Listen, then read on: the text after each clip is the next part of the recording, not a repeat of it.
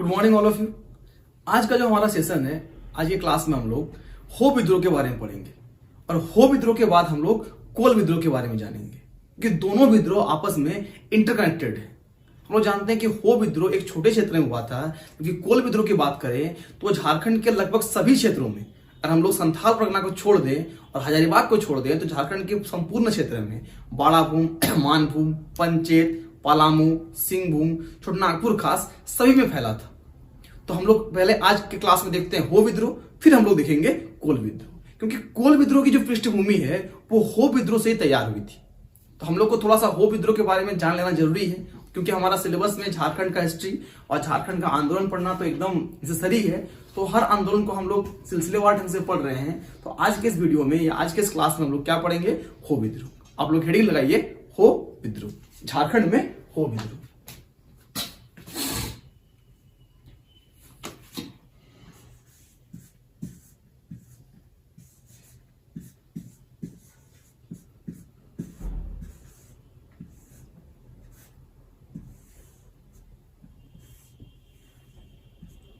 चलिए आइए जानते हैं आज के हो विद्रोह के बारे में कि हो विद्रोह कब हुआ था, क्यों हुआ था और इसके क्या परिणाम रहे। कुछ तो परिणाम रहा होगा, क्योंकि हम पहले ही आपको बताएं कि हो विद्रोह के जो कारण ही क्या हुआ था, कोल विद्रोह का जन्म हुआ था। यह दोनों आपस में इंटरकनेक्टेड है और कोल विद्रोह तो भयानक रूप धारण किया था, यानी कि कोल विद्रोह का बीज कहीं ना कहीं हो विद्रोह से ही हमें मिल जाएगा। आइए देखते हैं। तो सबसे पहले हम नाम दिए हो विद्रोह। तो झारखंड की एक जनजाति है जिसे हम लोग कहते हैं हो, कहते हैं ना। ये भी हम लोग जानते हैं कि हो जनजाति झारखंड की चौथी सबसे बड़ी या प्रमुख जनजाति है। सबसे बड़ी जनजाति झारखंड की बात करें तो संथाल, फिर उरांव, फिर मुंडा और फिर हो। तो हो जनजाति के द्वारा यह विद्रोह मुख्यतः किया गया था, इसीलिए इस विद्रोह का नाम क्या पड़ा? हो विद्रोह। तो पहला पॉइंट आपको यही लिख लेना है कि किस जनजाति के द्वारा, तो लिख लीजिए हो जनजाति के द्वारा।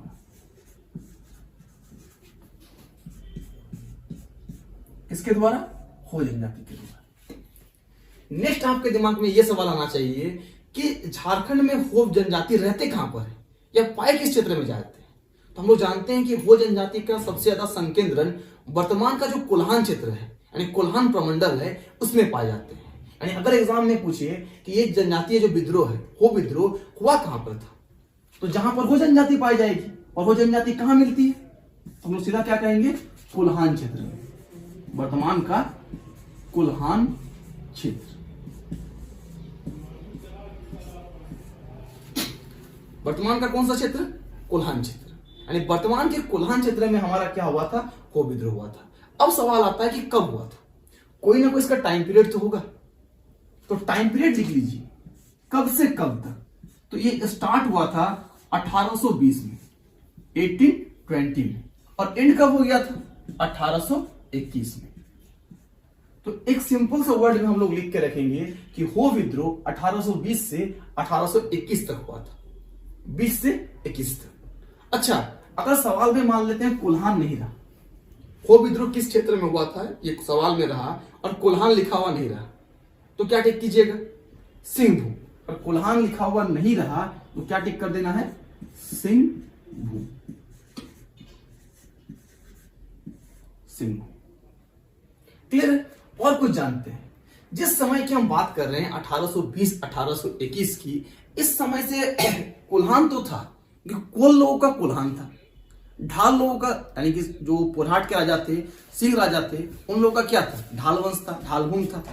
अलग अलग क्षेत्र में अलग अलग नाम से जाना जाता था। तो हो लोग का जो बेसिकली मेन रीजन था वो क्या कहलाता था? हो दिशु। क्या बात की हम लोग कि हर किसी का अलग अलग क्षेत्र माना गया था। कोल लोगों का कोल्हान था, ठीक है। ढाल वंश का अपना ढालभूम हो गया था। पुरहाट के राजा इस पूरे एरिया पे राज कर रहे थे। और उसी तरह से अपना जो हो जनजाति के लोग हैं, ये अपने निवास स्थान को किस नाम से संबोधित करते थे? हो देशम या फिर हो देशम। यानी बेसिकली ये जो विद्रोह हुआ था किस लिए हुआ था? हो देशम के लिए, यानी हो जनजाति का निवास स्थान। हो देशम बोल सकते हैं आप, मतलब हो जनजाति का देश, या फिर हो दिशु, दोनों ही नाम से आप संबोधित कर सकते हैं, हो देशम या फिर हो दिशु। क्लियर है? अब हो जनजाति के बारे में देखिए। हो जनजाति यानी ये जो हो दिशम का इलाका है, यह प्रत्यक्ष रूप से किसी के भी नियंत्रण में नहीं था। किसी के भी नियंत्रण में नहीं था कहने का शाब्दिक अर्थ क्या हुआ कि ये जो हो दिशम या हो दिशम का इलाका है, यह ना तो छोटनागपुर के नागवंशी राजा इनके अधीन था, जब मुगल काल आया तो नहीं ये मुगलों के अधीन हुआ, मराठा लोग आया ना ये मराठा के अधीन हुआ। मतलब ना ही ये नागवंश के गुलाम बने, ना ही ये मुगलों के गुलाम बने, ना ही ये मराठा के गुलाम बने। मतलब जब जबरन इस पर अटैक किया जाता था तो कुछ टैक्स, कुछ नजराना, कुछ पेश कर दिया गया, लेकिन रेगुलर या नियमित रूप से टैक्स देगा, किसी के अधीनस्थ स्वीकार कर लिया, ऐसा हो दिसुम का एरिया नहीं था। यानी हो जनजाति स्वतंत्रता थी, स्वतंत्र बने हुए थे। देखिए इस कारण से नागवंश, मुगल और मराठा किसी के भी अधीनस्थ नहीं होने के कारण इस पे अपना टेंडेंसी जन्म हो गया स्वतंत्रता प्रेमी। इसको स्वतंत्र चाहिए भैया, किसी का कोई हस्तक्षेप नहीं चाहिए, ये इंडिपेंडेंट है, प्रारंभ से ही ऐसा है। लेकिन जब ईस्ट इंडिया कंपनी का आगमन हुआ, ईस्ट इंडिया कंपनी को दीवानी अधिकार मिला, तो कंपनी को तो लगातार क्या चाहिए, टैक्स चाहिए, वो भी नियमित इंटरवल में चाहिए, फिक्स टाइम के अंतर चाहिए। कंपनी अलग अलग रूल रेगुलेशन लगा रही थी, सूर्यास्त कानून लगा रही थी। और ये जो पूरा एरिया है, जो हम लोग हो जनजाति का एरिया बात कर रहे हैं, कोल्हान मतलब झारखंड का जो दक्षिणवर्ती इलाका है, उस पर अंग्रेजों का प्रवेश हो चुका था। सिंहभूम को अपने कब्जे में कर लिया था, ढालभूम को भी कब्जे में कर लिया था, बचा हुआ था हो दिशुम और कोल्हान। तो इस समय के तात्कालिक जो पुरहाट के राजा थे, पुरहाट के जो तात्कालिक राजा थे, उनको अंग्रेजों ने कहा कि भैया आप इससे टैक्स क्यों नहीं ले रहे। तो राजा ने कहा कि ये जो हो दिशुम का एरिया है, ये शुरू से ही, प्रारंभ से ही क्या है, इंडिपेंडेंट है, स्वतंत्र है। तो अंग्रेजों ने उन राजा के साथ आपस में सहमति बनाई कि हम लोगों को क्या करना पड़ेगा, इस क्षेत्र में धावा बोलना पड़ेगा, और अगर हम लोग हो लोगों को युद्ध में पराजित कर देते हैं तो हो लोगों को क्या करना होगा, आत्मसमर्पण करना होगा और टैक्स देने के लिए मजबूर होना होगा, देना ही पड़ेगा। तो तात्कालिक राजा कौन थे? जिस समय की हम बात कर रहे हैं 1820 1821, जिस समय की घटनाएं हो रही है, उस समय पुरहाट की तात्कालिक राजा कौन है? जगन्नाथ सिंह। जगन्नाथ सिंह ये हैं पुरहाट के तात्कालिक राजा। इसको पीछे भी या इस व्यक्ति से भी हो लोग बहुत ज्यादा नाराज थे। रीजन क्या था? एक तो इसका शोषण, डायरेक्टली तो कभी भी ये कब्जे में नहीं था, हो लोग जगन्नाथ सिंह के सीधे कब्जे में नहीं था, लेकिन जगन्नाथ सिंह जब कभी मन करता अपने सैनिकों को भेज देता था, इस क्षेत्र से जबरन फसल वगैरह उठा के ले जाता था, यानी शोषण करता था। कई महिलाओं को ले गया, कई बच्चों को काम करने के लिए ले गया, कई मजदूर बिना बताए लेके चला गया, उनको शोषण करवाया, फसल को काट के अपने मर्जी से ले चल जाता था। यानी ये जगन्नाथ सिंह हो लोगों पर एक तो शोषण कर रहे थे, और जगन्नाथ सिंह को इतना बढ़ावा क्यों मिला हुआ था? क्योंकि इसको कंपनी का समर्थन था, ईस्ट इंडिया कंपनी के सैनिक इसके पास थे, तो ईस्ट इंडिया कंपनी का समर्थन था। क्या आप कह सकते हैं Jagannath Singh east India company का चमचा बन गया था, पिछलग्गू बन गया था, उसी के अकॉर्डिंग चल रहा था। तो हो जनजाति के लोग इन दोनों बातों से परेशान थे, एक तो खुद शोषण कर रहा है, ऊपर से ईस्ट इंडिया कंपनी लोग का पिछलग्गू बना हुआ है, वो लोग भी आता है यहाँ के महिलाओं को उठा के ले जाता है, बच्चों को काम करने के लिए ले जाता है। तो इस तरह के काम हो रहे थे इस एरिया में, जो धीरे धीरे हो लोग को क्या कर रहा था, गुस्सा दिला रहा था। धीरे धीरे ये एरिया क्या होता, आग बबूला हो रहा था। लेकिन अंग्रेजों ने एकदम घी डाला और इसमें प्रवेश ही कर लिया। जब जगन्नाथ सिंह ने बताया कि हो दिसुम के लोग प्रत्यक्ष टैक्स कभी नहीं देते हैं, तो तात्कालिक जो अंग्रेज अधिकारी थे, जो अंग्रेजों के एजेंट थे, मेजर रफसेज, क्या नाम है उनका, मेजर रफसेज, उनके साथ मिलकर प्रत्यक्ष तौर पर जगन्नाथ सिंह की सेना और अंग्रेज यानी ईस्ट इंडिया कंपनी की सेना, जिसकी कमान मेजर रफसेज के पास थी, दोनों मिलकर हो दिसुम में प्रवेश कर जाता है और दोनों क्या कर देता है, आक्रमण कर देता है। तो चलिए इस पॉइंट को नोट डाउन कीजिए। क्या नोट डाउन करना है कि जगन्नाथ सिंह के आग्रह पर या जगन्नाथ सिंह के कहने पर तात्कालिक अंग्रेज अधिकारी या अंग्रेज एजेंट, अधिकारी लिखिए या फिर अंग्रेज एजेंट लिखिए, नाम क्या बताएं, मेजर रफसेज, मेजर रफसेज,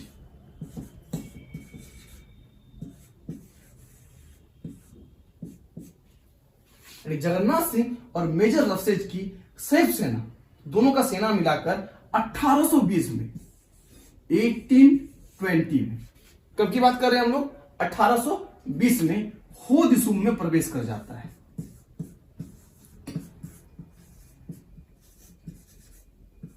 हो दिसुम में प्रवेश।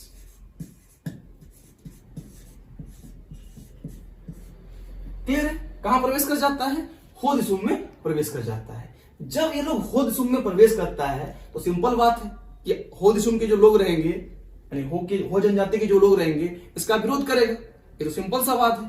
तो इसीलिए हो जनजाति के लोग इसका विरोध करते हैं, क्योंकि ये लोग मार काट करते हुए, फसलों को नष्ट करते हुए, जंगलों घरों को उजाड़ते हुए आगे बढ़ रहे थे। दोनों का सामना काम हुआ। ये पूरी जो सेना आ रही थी और हो दिसुम के लोगों के बीच में सामना हुआ चाईबासा में। सामना कहां पर हुआ? चाईबासा में। चाईबासा में एक नदी है, रोरो नदी। रोरो नदी, क्लियर है? तो चाईबासा के रोरो नदी के तट पर ये दोनों सेना आमने सामने हो गई। यानी एक तरफ पुरहाट के राजा जगन्नाथ सिंह की सेना, मेजर रफसेज की संयुक्त सेना, और दूसरी तरफ से हो जनजाति। क्लियर है? इस नदी के तट पर दोनों के बीच में बहुत लंबे समय तक युद्ध लड़ा गया, लगातार युद्ध होता रहा। लेकिन बात क्या हुआ कि जगन्नाथ सिंह को पता था कि नदी कहां पर संकरी है, कहां पर चौड़ी है। तो जगन्नाथ सिंह ने क्या किया, अपनी सेना को जहां से नदी संकरी होगी, कहीं ना कहीं नदी संकरी होगी, नदी हर जगह पर तो चौड़ाई एक समान होगा नहीं, तो जिस साइड पे नदी संकरी थी उस साइड से अपनी सेना को पहले ही भेज दिया और हो लोग को पीछे से भी आक्रमण कर दिया। मतलब सामने से तो मेजर रफसेज की सेना खड़ी थी, ईस्ट इंडिया कंपनी की सेना खड़ी थी, हो जनजाति के लोग युद्ध लड़ रहे थे, पर पीछे से भी जब इन पर आक्रमण कर दिया तब इन लोगों को लगा कि भैया आत्मसमर्पण करना ही ठीक रहेगा। और आत्मसमर्पण क्या, इस युद्ध में कहीं ना कहीं हम कह सकते हैं अंग्रेजी विजयी हो गए, कि दोनों तरफ से आक्रमण हुआ, हो जनजाति के लोग बिखर गए और कहीं ना कहीं इसको क्या करना पड़ा, छूट देना पड़ा, अपना जितनी सारी अंग्रेजों की मांग थी उसको मानना पड़ा। यानी सिंपल वर्ड में हम कहेंगे कि रोरो नदी के तट पर जो हो जनजाति के साथ मेजर रफसेज और जगन्नाथ सिंह की संयुक्त सेना के बीच युद्ध लड़ी गई थी, इसमें हुआ क्या, अंग्रेज विजयी हुए। अंग्रेज विजयी हुए।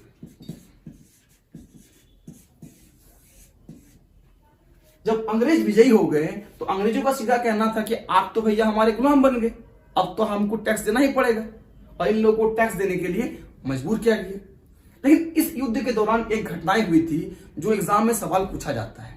जब युद्ध प्रारंभ हुआ था और मेजर रफसेज केवल आगे बढ़ रहा था तो एक समय ऐसा आया था कि हो जनजाति के द्वारा मेजर रफसेज को घेर लिया गया था और मेजर रफसेज को कहीं ना कहीं लोग पूरा टारगेट बना के रखा था कि इसी अधिकारी को ही मार देते हैं तो युद्ध क्या होगा, अपने आप समाप्त हो जाएगा या ईस्ट इंडिया कंपनी के लोग डर जाएंगे। लेकिन हम लोग जानते हैं कि कहीं ना कहीं हर किसी में क्या होता है, कोई ना कोई गद्दार निकल जाता है। तो जिस समय इस युद्ध के दौरान हो जनजाति के लोगों ने मेजर रफसेज को चारों ओर से घेर लिया था, उस समय एक व्यक्ति थे, नाम था बाबू अजम्बर सिंह। बाबू अजम्बर सिंह के मदद से क्या नाम हो गया, मेजर रफसेज, ये इस घेराव से निकल पाया था और सिंहभूम से भाग पाया था। तो एग्जाम में अगर ये सवाल आपसे पूछा जाए कि बताइए कि मेजर रफसेज को हो विद्रोह के दौरान सिंहभूम से भागने में किसने सहायता की थी, तो क्या नाम होगा, बाबू अजम्बर सिंह। बाबू अजम्बर सिंह। पॉइंट समझ में आ रहा होगा सबको। क्या बात की हम लोग कि एक समय ऐसा आया जिस समय क्या हुआ, हो जनजाति के लोगों के द्वारा क्या किया गया, ये जो मेजर रफसेज है इनको घेर लिया गया, चारों ओर से घेर लिया गया था। और उस दौरान बाबू अजम्बर सिंह ने मेजर रफसेज को सहायता किया और उनको क्या किया, सिंहभूम से, यानी उस घेराव से या फिर हम कह सकते हैं सिंहभूम से भागने में सहायता किया था। किसने, बाबू अजम्बर सिंह ने।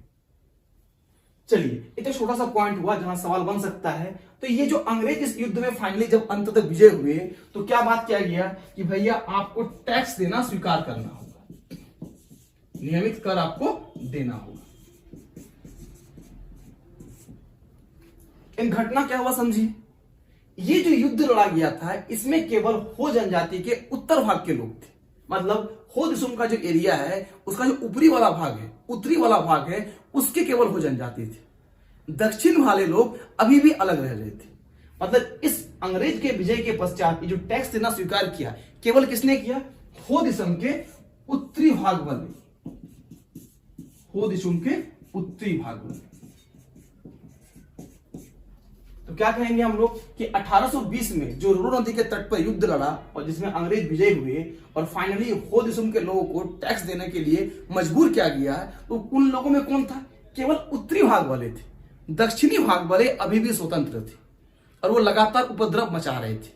जब उत्तरी भाग वालों को टैक्स देने के लिए मजबूर कर दिया गया तो दक्षिण भाग वाले, यहां ध्यान दीजिए, जो दक्षिण के भाग वाले थे, हो दिसम के दक्षिण भाग वाले होते, इन्होंने क्या किया? उपद्रव को और बढ़ा दिया।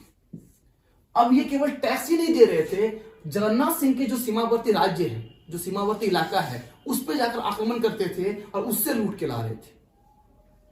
पहले तो जगन्नाथ सिंह लूट रहा था, अब क्या कर रहा था? ये लोग जाके लूटते थे। ये लोग जगन्नाथ सिंह के इलाके में घुस जाते थे, वहां पे लूटमार मचाते थे, या सीमावर्ती अंग्रेजों का जो भी क्षेत्र था उसको जाते थे, गोदामों को लूट लेते थे।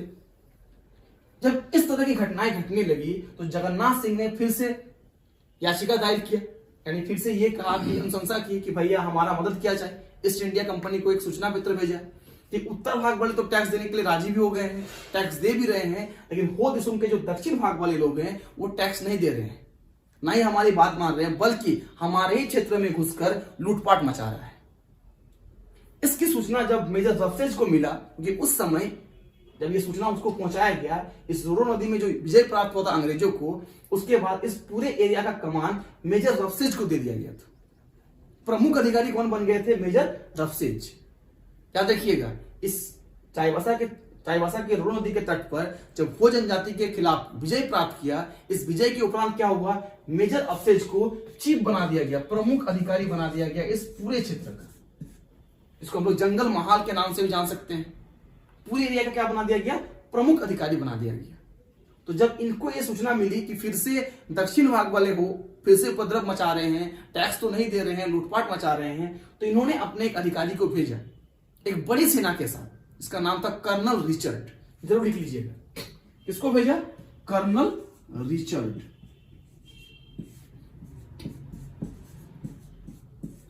कर्नल रिचर्ड को भेजा।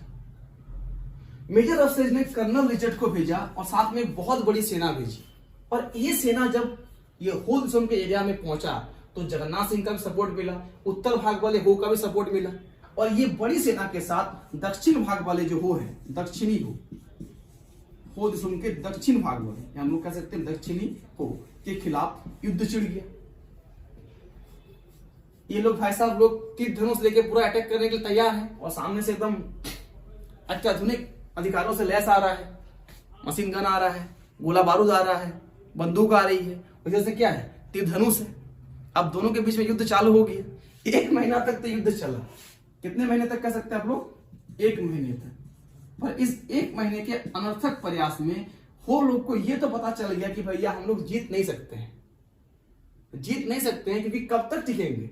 1 महीने तक इसलिए टिक गए क्योंकि इस क्षेत्र में छिप के रह रहे हैं। हमारे घर में तो अंग्रेजों का अधिकार हो ही गया है, जंगलों में छिप छिप के हम लोग अटैक कर रहे हैं। तो फाइनली 1 महीने के बाद वो लोगों ने डिसाइड किया कि क्यों ना आत्मसमर्पण कर दिया जाए, इस निरर्थक युद्ध का कोई फायदा नहीं। और दक्षिणी हो के जो लोग थे, इन लोगों ने भी 1 महीने के युद्ध के बाद आत्मसमर्पण कर दिया। क्या कर दिया? आत्मसमर्पण कर दिया। क्लियर है? जब हो लोगों ने आत्मसमर्पण कर दिया तो आत्मसमर्पण करने के पश्चात हो लोग और ईस्ट इंडिया कंपनी के बीच में संधि हो जाती है। क्या होती है? संधि होती है। और इस संधि के अकॉर्डिंग हो लोगों को 2 प्रमुख शर्त दिया जाता है, जिन्हें हो लोगों के द्वारा स्वीकार करना होता है, और वो लोग स्वीकार भी कर लेते हैं। पहला शर्त क्या है? कि हो लोगों को ईस्ट इंडिया कंपनी की अधीनता स्वीकार करनी होगी। पहला क्या लिखिएगा? कि दोनों के बीच में जो संधि हुआ, संधि का पहला शर्त क्या था? कि हो को क्या करना होगा? ईस्ट इंडिया कंपनी की अधीनता स्वीकार करनी होगी। कंपनी की अधीनता स्वीकार करनी होगी या स्वीकार है ना। पहला पॉइंट यही दिया गया, पहला बिंदु संधि का। दूसरा बिंदु क्या दिया गया? कि हो लोगों को अपने जो राजाओं हैं, जमींदारों हैं, जो ईस्ट इंडिया कंपनी के प्रतिनिधि के रूप में है, उन लोगों को टैक्स देना होगा। सब पॉइंट में क्या लिखिएगा कि इन हो लोगों को, ये जो हो जनजाति के लोग हैं, इनको इसके राजाओं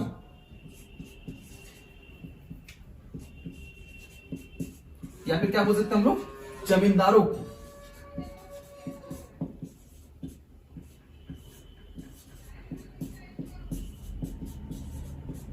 टैक्स देना होगा। ठीक है, अंग्रेजों ने देखिए ये जो टैक्स देना हुआ राजी किया, कितना टैक्स देना होगा इस बात की भी पुष्टि करवा दी कि बाद में वो लोग ये नहीं कहें कि हम लोग तो नजराना देने की बात किए थे, कभी देंगे कभी नहीं देंगे। अंग्रेजों ने कहा कि हमारा जो यहाँ प्रतिनिधि है, चाहे पुरहाट के जगन्नाथ सिंह है, ढाल वंश के जगन्नाथ ढाल है, जो भी राजा बने हुए थे उस समय तत्कालीन राजा, जितने जितने राजा थे, उन लोगों को आपको टैक्स क्या देना होगा।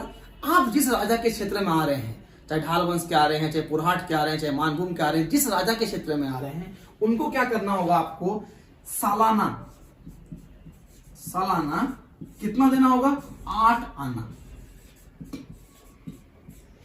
सालाना कितना, 8 आना। क्या प्रति व्यक्ति नहीं, प्रति हल, क्योंकि खेती बाड़ी करते हैं, उस समय का प्रमुख पेशा क्या है, खेती बाड़ी करना। तो प्रति हल सालाना 8 रुपया। क्या लिख लीजिएगा, प्रति हल। हल समझते हैं ना जी, अभी ना ट्रैक्टर से हम लोग खेत जोतते हैं, अभी भी बहुत जगह हल से भी खेत जोता जाता है, लेकिन प्राचीन समय में हर एक जगह पे क्या होता है, हल से ही खेत जोता जाता था। तो खेत को जोतने के लिए जो सामान या जो सामग्री लोहे का बना हुआ जो हल रहता है, इस तरह का देखे होंगे आप लोग, इस तरह का शेप का रहता है। तो प्रति हल कितना देना होगा, 8 आना सालाना टैक्स देना होगा। अच्छा, अगर ऑप्शन में 8 आना ना रहे तो 8 आना को क्या कहते हैं, 50 पैसे। इसको भी जान लेना जरूरी है। मान लेते हैं आप पढ़ के गए प्रति हल 8 आना याद भी कर लिए, वहां कोई आना तना नहीं रहा, तो फिर तो सर को गाली कि क्या पढ़ाया था पता नहीं, 8 आना पढ़ा रहा था, यहाँ कुछ पूछा ही नहीं। तो 8 आना कहने का मतलब कितना हो गया, 50 पैसे। 50 पैसे मतलब क्या टैक्स निर्धारण किया गया कि प्रति हल सालाना 50 पैसे राजाओं या जमींदारों को टैक्स देना होगा। क्लियर है। तो ये था हो दिसुम में या हो लोगों के बीच में जो संधि हुई ईस्ट इंडिया कंपनी के साथ, उसकी 2 प्रमुख शर्तें। इस संधि के बाद हो लोगों का जो विद्रोह था वो क्या हो गया, समाप्त हो गया। टैक्स देना स्वीकार कर लिया, सारे बात को तो मान ही लिया, दोनों के बीच में संधि हो गई, लेकिन मन में जो मुटाव है वो तो पैदा रहा। और वही देखेंगे इन लोगों का मन का मुटाव बढ़ते जाएगा और धीरे धीरे कोल विद्रोह को पनपेगा। और जब 1830 के बाद 31-32 में कोल विद्रोह होगा तो ये भयानक रूप धारण करेगा, जिसमें कोल लोगों के साथ साथ कुल्हान के कोल लोग तो रहेंगे ही, हो लोग भी रहेंगे, चेरो लोग भी रहेंगे, खरवार लोग भी रहेंगे, मुंडा लोग भी रहेंगे। सभी जनजातियों के द्वारा, कुछ सदान के द्वारा इस विद्रोह में यानी कोल विद्रोह में पूर्णतः समर्थन किया जाएगा। तो वो सब बातें हम लोग कोल विद्रोह में पढ़ेंगे। हो विद्रोह में बस इतना ही। चलिए मिलते हैं अगले वीडियो में या अगली क्लास में, तब तक के लिए थैंक यू।